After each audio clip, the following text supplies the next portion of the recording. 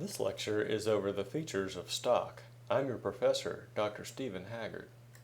First, let's talk about the features of common stock. Common stock has no preference in dividends or assets at liquidation. In other words, the common stock holder is a residual claimant at the corporation. They get the leftovers.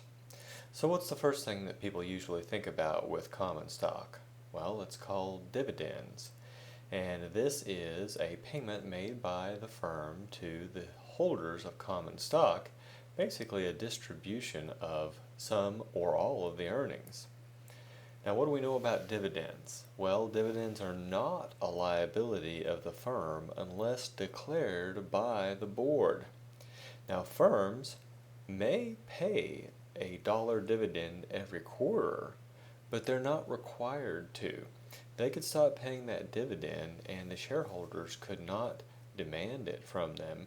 The shareholders could not push the firm into liquidation as a result. In fact, only when the dividend is declared by the board does it become a liability of the firm. At that point, if the firm did not pay the dividend, then the shareholders could force the firm into bankruptcy. But that begs the question, why would a board declare a dividend that they could not pay? The answer is that they won't. And further, why would a shareholder, if the board did such a thing, push the firm into liquidation? Undoubtedly, the chances of recovering any money at that point would be fairly low. Another thing you need to know about dividends is that they are not considered a business expense and therefore are not tax deductible. Recall that interest is considered a cost of doing business, and it shows up above the calculation of taxes in the income statement. Dividends, however, are considered a distribution, and they happen below the calculation of net income. Therefore, dividends are not tax deductible. Dividends are also taxable by the people who receive them. Individual shareholders pay a dividend tax. In the United States currently, the dividend tax is 15%. In the past, dividends have been taxed as regular income. The current top regular income bracket is around 35%. Given the budget situation in the United States, it is likely that the regular income taxation of dividends will return at some point in the future.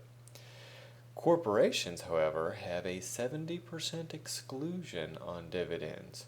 In other words, if they receive $100 in dividends, they can exclude the first $70 from taxation and they only have to pay taxes on the remaining 30. If the corporation owns more than 80% of a subsidiary firm, all the dividends that the firm receives from the subsidiary are not taxed. Now, at first this may seem unfair, but it makes sense. Corporations have to pay corporate income tax, and if they had to pay taxes on the dividends from subsidiaries and then they turn around and paid those out, we would wind up with triple taxation as opposed to double taxation. So the subsidiary pays corporate income tax, then pays the dividend. The second company would have to pay tax, and then finally the shareholder receiving the final dividend would also have to pay tax. So that would be triple taxation. Apparently double taxation is just fine in the United States, but triple taxation is looked upon poorly. Okay, now let's look at some rights that common shareholders have. First of all, they have the right to vote on stockholder matters of great importance. What kind of things might be of great importance? Well, the board of directors. The shareholders elect the board of directors. Also, the shareholders have a right to vote on mergers and acquisitions in many cases. And so we see lots of things that the shareholders get to vote on. In fact, being an equity owner, one of the rights that comes with that is control of the corporation. Shareholders exercise that control through their voting. They vote in the board of directors, and then the board of directors is supposed to run the business on behalf of the shareholders. One of the rights that shareholders in the United States have is proxy voting. That's the ability to either give someone else the right to vote your shares or to vote your shares without attending the shareholders meeting. You simply mail in a proxy ballot. For example, my father owns shares in Walmart stores, and he lives only 90 miles north of Bud Walton Arena, where the annual shareholder meeting is held. But instead of getting in his pickup truck and driving down to Fayetteville, Arkansas, and attending the meeting to vote his shares, he simply marks his proxy ballot, which he received in the mail from the company. He marks it and drops it in the mail, and that is how his his shares get voted at the shareholder meeting. Now, this is a right that we Americans take for granted, but in fact, in other countries, it's fairly rare. For example, if you live in France and you own shares in a French company, you must appear at the shareholder meeting in order to be able to vote your shares. Now, picture a dairy farmer in Marseille. Marseille is in the south of France, and the dairy farmer wants to vote his shares in Total, which is a French petroleum company undoubtedly based in Paris. Would the dairy farmer give up a day's worth of milking of the cows in order to jump in his car and drive to Paris and vote his shares? No. And so in countries like France, we see much poorer representation of minority shareholders on the board of directors. Now, another right that shareholders have is to share proportionally in all dividends paid to common shares. In other words, if I own 10% of the common shares, then I should receive 10% of all the dividends paid to common. And finally, I have the right as a common shareholder to share proportionally in all assets remaining at liquidation after the liabilities have been paid off. Remember that common shares are a residual claim. Everybody else must be paid off first. But if there's any money left in the bucket after those people have been paid off, then I am entitled to a proportional share of those assets.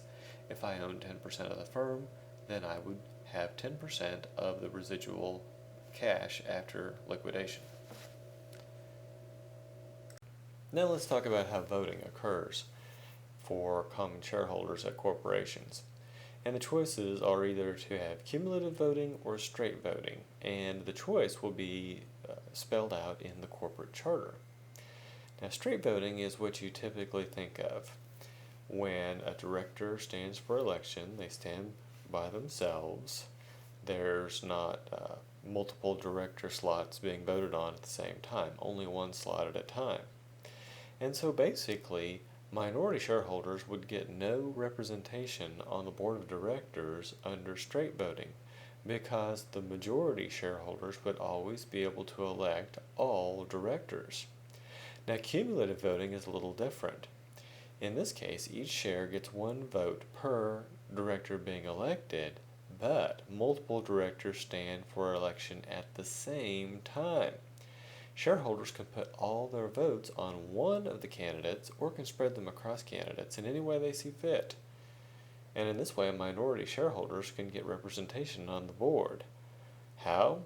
Well, let's say there are 4 directors standing for election and I have 1 share. That would give me 4 votes. I could concentrate all 4 of those votes on one race to try to get my representative elected. Whereas if we were doing straight voting and I'm a minority shareholder, I would not have that sort of option. So once people learn about cumulative voting, then they start to ask, well, how many shares must I own as a minority shareholder in order to elect 1 director? Now, first of all, let's answer a question here. Is getting 1 director elected something to seek? The answer is yes. Even if a board has 12 people on it, typically boards are composed of people who may or may not have any idea about the industry that the firm is in. And so there will probably be a former Army general or Navy admiral. There will probably be some lawyers, probably a director of a charitable foundation, among others, on the board. And these board members, although they mean well, may not have lots of knowledge about the business. What if you were able to elect a subject matter expert to the board? Might that one person be able to persuade the other board members to vote in the way that you want them to? Perhaps so. Otherwise, what is the tendency of directors? The tendency is to go along with management. So, now that we've answered the question that it is important to be able to elect one director, let's see what it takes to be able to do that. We have a formula. It's 1 over n plus 1, and we multiply that by the number of shares outstanding, and then we have to add 1 share. So n here is the number of directors standing for election simultaneously. So if there were 4 directors being elected simultaneously, n would be equal to 4. Let's work an example to show you how to do this calculation. The firm has 10,000 shares outstanding. 3 directors are up for election. How many shares must you own to guarantee that you can elect one director? Well, we've got the formula from the previous slide, and all we need to do is put in 3 for n and 10,000 for the number of shares outstanding. Well, basically we're looking at 1/4 of 10,000, which is 2,500, plus 1 share. So the answer is you must own 2,501 shares to guarantee that you will be able to elect one director. Now let's talk about classes of stock. Although rare in the United States, some firms have more than one class of stock. Now these different classes will have the same cash flow rights. In other words, if I own 10 shares of any class of stock, I'm guaranteed the same share of the cash flow. But they'll have differential voting rights per share. And the most common examples that we'll use here are Ford Motor Company, which has 2 classes of shares, and Google, which has at least 2 classes of shares. Now let's talk about Ford Motor Company. There are certain shares that have superior voting rights. So perhaps maybe they've got 10 votes per share. Now, do you think they'll let just anybody own that class of shares? No. You must be a direct descendant of Henry Ford or a charitable foundation founded by a direct descendant of Henry Ford. And so we see that this is how Ford still has someone with the last name Ford as the chairman of the board 100 years after the founding of the company, even though the family does not hold a majority stake. They're able to control the company with only a minority stake because of the superior voting rights of their shares. Now, let's say that you managed to make good friends with a member of the Ford family and offered to buy their shares. Immediately, if they sold their shares to you, those shares would lose their superior voting rights and would just be ordinary shares. And so this is not control that you can buy if you are not a member of the Ford family or a charitable foundation founded by a member of the Ford family. Now Google, that's a fairly new corporation. When they went public, they set up 2 classes of shares. Even though in their initial public offering they only sold a minority stake in the company, they still set up another class of shares that can only be owned by the founding members of the firm, and those have superior voting rights. This is so down the road, if the founding members decide to sell off their stock, some of their stock, perhaps to buy another airplane or a house, then they could still control the firm even if they only wind up with a minority stake. Now, is this good for the other shareholders? The answer is no. And the best example of this comes from Mexico, where Carlos Slim was able to purchase Telefonos de Mexico, which is the Mexican national phone company, from the government when they were doing some privatization. And Carlos set up Telefonos de Mexico as a corporation where he owned a class of shares with superior voting rights. This allowed him to control Telefonos de Mexico with a minority stake. And here is how Carlos managed to use that to get rich. Carlos would use his superior voting rights to force Telefonos de Mexico to sell assets to a company that he wholly owned. And let's say the assets were worth $1 million. He would have them sold to his company for $500,000, and his company would sell them back to Telefonos de Mexico for the full price of $1 million. Now this led to a loss of $500,000 at Telefonos de Mexico. Why isn't Carlos Slim upset about this? Well, let's say he owns 10% of Telefonos de Mexico. That $500,000 loss, he's going to bear $50,000 of it. But in the wholly owned company, the one that he owns 100% of, he made $500,000. And so he has gained $450,000 through this transaction. Who are the losers? Well, the minority shareholders that don't have the opportunity to force the company to sell discounted assets to their wholly owned subsidiaries are the losers. Those are the people that lost the $450,000 that Carlos Slim made. Now, my example here is a bit strange. The numbers are really small. Instead of thousands, think millions, and you can start to see how Carlos Slim became the world's richest man. Okay, now let's talk about preferred stock. Preferred stock is different than common in that it has preference over common for dividends and residual assets at liquidation. What does that mean? Well, think about a line of people at a corporation, and they're lined up in the order that they get paid. And so the people at the very front of the line are the government or the tax collectors. They'll get paid first, and then the employees and maybe some short-term creditors like suppliers. Then you'll have bankers, and then you'll have senior bondholders, junior bondholders, subordinated bondholders, and then right behind them in line are the preferred shareholders. And at the very end of the line, behind the preferred shareholders, are the common shareholders.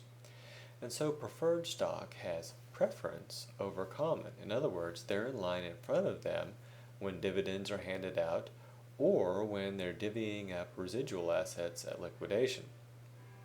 Now, preferred stock has a stated liquidation value, usually $100 per share.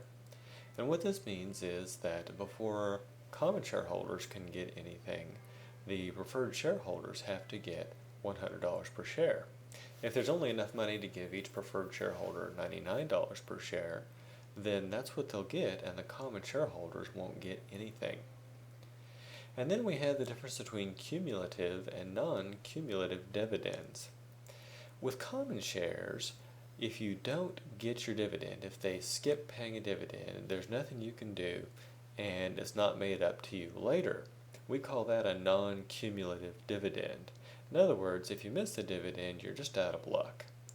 But some preferred stock, in fact most, has what's called cumulative dividends. What that means is, if the firm fails to make the dividend payment, then that becomes what's known as a dividend in arrears. And before they can pay any dividends to the common shareholders, they have to pay all those dividends in arrears plus the current dividend that's owed preferred shareholders before they can pay anything to common shareholders. Now, why is this a good thing?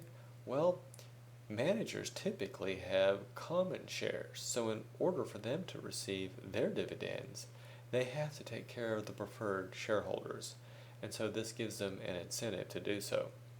One more thing to know about preferred stock is that the dividend is fixed. In other words, you receive the same dividend over and over and over again. And preferred stock has no maturity, and so in theory, The dividends of preferred stock is merely a perpetuity, and we already know how to calculate the value of such a perpetuity. Now, oftentimes people get preferred stock and debt confused. Preferred stock might look like debt, but it is not. Let's talk first about the similarities to debt. The stated liquidation value looks a whole lot like the face value on a bond. And those fixed dividends look a whole lot like coupons. And in fact, some preferred stock issues have ratings just like bonds. And also, some preferred issues have obligatory sinking funds, once again, just like bonds. So in these four ways, preferred stock looks a lot like debt. However, preferred stock is not debt. How do we know? Well, first of all, preferred dividends are not tax deductible to the issuer. Remember that interest on bonds is tax deductible, but the dividends from preferred are treated for tax purposes just like the dividends from common shares. And secondly, preferred shareholders cannot force the issuer into bankruptcy. If the company misses making a coupon payment to bondholders, those bondholders can force the company into bankruptcy. If the company misses paying a dividend to preferred shareholders, they cannot do anything. And so what we see here is that preferred stock is not debt. Before we leave preferred stock, I want to make one more point. The way that preferred stock is named is like this. It's 5% preferred.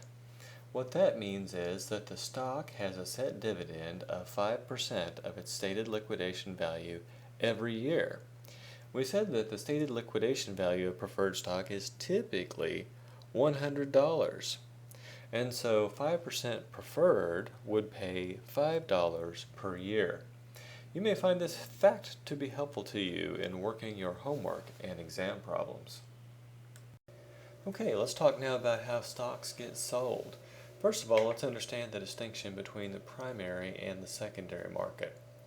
The primary market is the first time that a stock gets sold.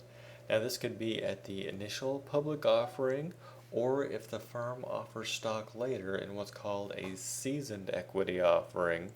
Both of those transactions would be known as primary market transactions. It's the first time that a given share of stock is available for sale to the public, as opposed to the secondary market. And that's where people who bought the stock, individual investors, mutual funds, pension funds, people who bought the stock, sell it to each other. So this is more like individual to individual. The company doesn't get any financial benefit whatsoever from a secondary market transaction, whereas the primary market transaction is how the firm raises external equity. Now let's understand the difference between dealers and brokers. A dealer is someone who holds an inventory and stands ready to buy or sell. They have a post-ask price, which is what they would sell to you for, and they have a posted bid price, which is what they would buy from you for. Now, the difference between these two is called the bid-ask spread, and of course they have to ask more than they bid or they would not make any money, because that difference, the spread, is where dealers make their profit. Contrast that with brokers. Brokers, unlike dealers, never take possession of the item being sold. They merely get buyers and sellers together and charge a commission for their efforts. And so brokers never own the stock in question. Dealers own the stock and hold it in inventory. And so we break down our markets in the U.S. into two different categories, dealer markets and auction markets. And the dealer markets are merely a network of dealers all hooked together. And our primary example of that would be Nasdaq.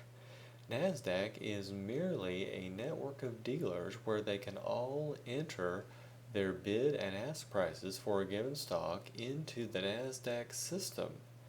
And the Nasdaq system then will display the best bid and ask prices for a given stock so consumers and investors can see what the current prices are if they would like to buy or sell stock. There's something also called OTC or pink sheets. This is a lower level market for smaller and more thinly traded firms. Then the other side of the market activity in the U.S. are the auction markets, and examples of these would be NYSE and American Stock Exchange. If you picture in your head the brokers working in the pit, that's an auction market. That's got a physical location. You can't say that about a dealer market, for instance. If I ask you where Nasdaq is located, the answer is everywhere and nowhere, because there is no trading floor for Nasdaq that we can point to. But Nasdaq is everywhere because it flows through the internet, and as you listen to this, you probably have Wi-Fi. Therefore, Nasdaq is actually flowing through you right now. Now contrast that to the New York Stock Exchange and the American Stock Exchange. We know exactly where the New York Stock Exchange is, and before September 11th, you were actually able to go there and stand in the viewing gallery and see trading take place. It's a physical location. Now, the term auction market is a little misleading, so let's take this opportunity in the next few slides to discuss how business gets transacted at the New York Stock Exchange. In the past, people who could trade commission-free on the NYSE were called members, and they owned what was called a seat on the exchange. Then the New York Stock Exchange became a stockholder company, and everyone who owned a seat received a certain number of shares in exchange for that seat. Now, if you want to trade commission-free on the New York Stock Exchange, you have to be what is called a license holder, and you have to pay a certain amount every year. It was $40,000 in 2013 to be able to trade commission-free. And these license holders basically get broken down into three groups. The first are called designated market makers, or DMMs. In the past, we called these folks specialists, and you might think of them as mini dealers. They have a post on the floor of the exchange, and they hold a small inventory of stock, and they stand ready to buy or sell. And their job is to make sure that regardless of whether a person wants to buy or sell, that you can always do so. So they are the person who makes a market in the stock when other people are not interested in buying or selling. Their bid-ask spread is fairly wide, and it has to be, because if no one else is interested in trading, there's probably some sort of risk that goes along with the act of buying or selling in the stock. Then there are people on the floor known as floor brokers. These are people who work for groups like Merrill Lynch or TD Ameritrade, and they are executing trades on behalf of clients. And the way they get paid is by commission. Every time I do a trade on TD Ameritrade, it costs me $10, and that $10 goes to these floor brokers and their parent firms. And then finally we have supplemental liquidity providers. These are people who trade for their own account, meaning they are not trading for clients in exchange for a commission. They are managing wealth. And they are a good thing to have around because they buy and sell on the market, which adds additional liquidity. That additional liquidity helps to make the market more liquid for the other folks who trade there, meaning that their trades will be less expensive.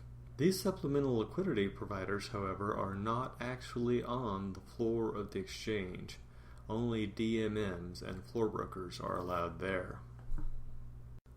The New York Stock Exchange is now a hybrid market, meaning that it operates both electronically and with people on the floor. When a buy or sell order comes in, the first thing that happens is that a computer compares it against other open buy or sell orders. And if the computer finds a match, then the trade goes through and no human actually touches it. This is the way the majority of trades are made on the NYSE these days. However, if the orders cannot be matched up, then the order goes to the floor. And so then it'll be a floor broker working at the DMM's post who will attempt to make the trade. The DMM is standing there with a posted bid and ask price. And so the floor broker could, in theory, just go up to the DMM and make the trade. However, it is the responsibility of the broker to seek best execution for their client. In other words, if they're selling, to get the highest price, and if they're buying, to get the lowest price. And so the brokers will work the order and try to trade in the crowd. Failing to find someone in the crowd to trade with, they will go ahead and trade with the DMM. Now, if they find someone to trade with in the crowd, what they will usually do is split the difference between the DMM's bid and ask price with the other broker, and that way both of them come out better. The seller gets more money for their stock, and the buyer pays less for theirs. The Nasdaq is a completely electronic stock market. You can't go somewhere and see the trading floor of the Nasdaq because it doesn't exist. It's just a computer network connecting dealers, and each day those dealers put in their bid and ask prices, in fact at multiple points throughout the day. And then the computer system at the Nasdaq displays the inside quotes, the highest bid price and the lowest ask price, so people can get the best execution for their trades on Nasdaq. Now, Nasdaq is a multiple market maker system. Remember, on the floor of the New York Stock Exchange, we only had one market maker, the DMM, per stock. But with Nasdaq, you have many people offering to buy or sell the stock, these dealers. And so there's always lots of liquidity for most stocks because they have more than one market maker.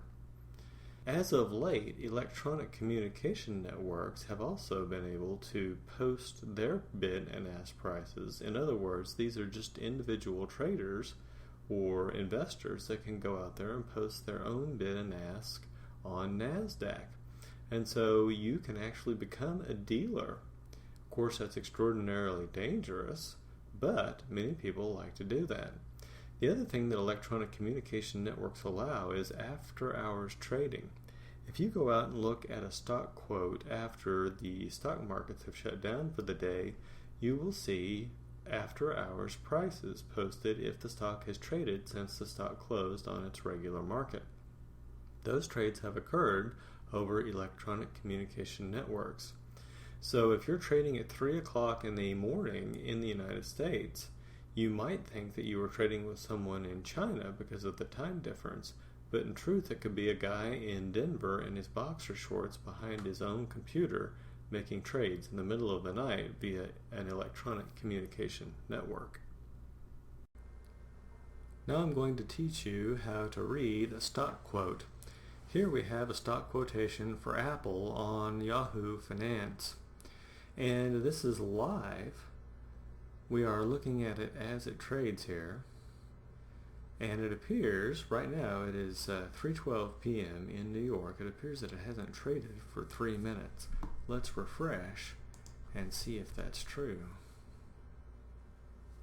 No. Okay, so apparently this doesn't update on a live basis. So we have Apple here, and it used to be if you saw a 4-letter ticker symbol like AAPL, you would know that the stock traded on Nasdaq, but that's not the case anymore. You will see 2- and 3-letter ticker symbols on Nasdaq and 4-letter ticker symbols on the New York Stock Exchange, so things have gotten kind of hybridized. Right now, Apple stock is trading at $127.78 per share. That is down 33 cents from yesterday's close. Yesterday's close then, if we added 33 cents to 127.78, we would see was 128.11, which is exactly what it says here. And this also tells us that the stock is down 0.26%. It opened this morning at $128.94. Now I want you to notice that the stock doesn't have to open at the same price that it closed at on the previous trading day. That's because news comes in overnight and changes what people think the stock is worth. And so it could either open higher or lower. It would only be by coincidence that it opened the same. Moving on down, we see the bid and the ask price. If you were to sell your stock as an individual investor, you would receive the bid price. At current, you could sell up to 1,800 shares at $127.65. How do I know you could sell 1,800 shares? We have the depth of the quote right there, 1,800 shares. Now you could sell more than 1,800 shares if you wanted to, but you would have to accept less money for everything over 1,800. The ask is what you would have to pay if you were going to buy shares. And right now you could buy up to 600 shares for $127.66. You could buy more than 600 shares if you wanted to, but you would have to pay more than $127.66 for everything over 600 shares. Moving on down, we have the 1-year target estimate. People called equity analysts often make estimates of what they think the stock price will be in 1 year, and this is the average of their estimates. Now, is this a sure thing? Absolutely not. If it were, then everyone would invest in Apple stock instead of 3-month treasury bills because it would be risk-free. So this is not a sure thing. This is just the best guess. Then we have the beta for the stock. Remember that a beta of 1 would be identically risky as the market. Apple has gotten to be so big and so diversified that now it is close to having similar risk as the overall market. Then we see down here the next anticipated earnings date. Many companies announce their earning dates well in advance. This is when they report earnings. Apple, though, apparently is not as judicious at putting those sorts of things out there. And so this is their best guess of when Apple's going to announce their earnings. When a firm announces their earnings, then that creates the lowest information asymmetry of the period. In other words, the company has now announced to everybody what the earnings are. But then, as time goes on between the earnings announcements, which happen every 3 months, the information asymmetry grows. In other words, the insiders have a better idea about what the next earnings are going to be than the outsiders. And that gets worse and worse and worse until the night before the earnings data or the earnings announcement, at which point it's at its absolute greatest. And then they make the earnings announcement, and then the information asymmetry between insiders and outsiders reduces again. Up here at the top, we see the day's range. This stock has traded between 127.56 and 129.20. Apparently something has happened here that's made the stock go down quite a bit in price. The 52-week range is between 89.80 and 134.54. Now, a lot of times people get confused and they think that if the stock is near the bottom of the 52-week range, then it's cheap, or perhaps it's on sale. Well, what if the company is dying? Won't the stock price always be near the 52-week low? And just because the stock is near the 52-week high, does that mean that it's too expensive and you shouldn't buy it? Well, a stock that is in general going up over time will be at or near the 52-week high. In fact, let's click here on 1 year and see what Apple has been doing. You can see that Apple has been going up over the last year, so it's no surprise whatsoever that Apple is near its 52-week high. Does that mean that Apple isn't going up anymore? Well, if you'd thought that through here, you would have been absolutely wrong. So what can you tell from this 52-week range? Not much. The volume in Apple shares today, that's the number of shares that have changed hands, is around 24 million. The average volume on an average day over the last 3 months has been 45 million, so this has been a relatively quiet day for Apple. The stock is getting close to the close here. We're within 48 minutes of the close, and so it should be right now close to that 45 million if we were having an average day. The market capitalization of Apple is merely the share price times the number of shares outstanding. So we could take this market capitalization of $736 billion and divide by the share price and figure out how many shares are outstanding. So I'll do that right now on my calculator. And I'm getting that they've got 5.76 billion shares outstanding. Next we have the PE ratio, that's price earnings ratio, and it's around 15.88 today.